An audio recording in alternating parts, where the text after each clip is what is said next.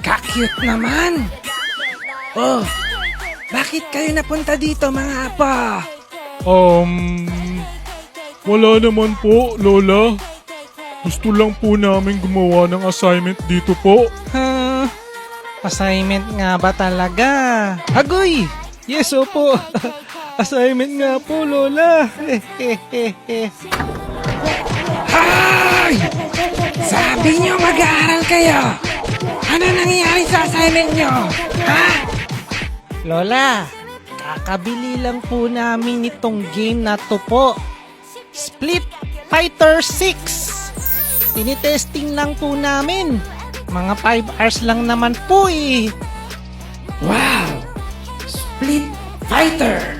Paborito ko to eh. Ito yung latest version. Gusto ko subukan to ah.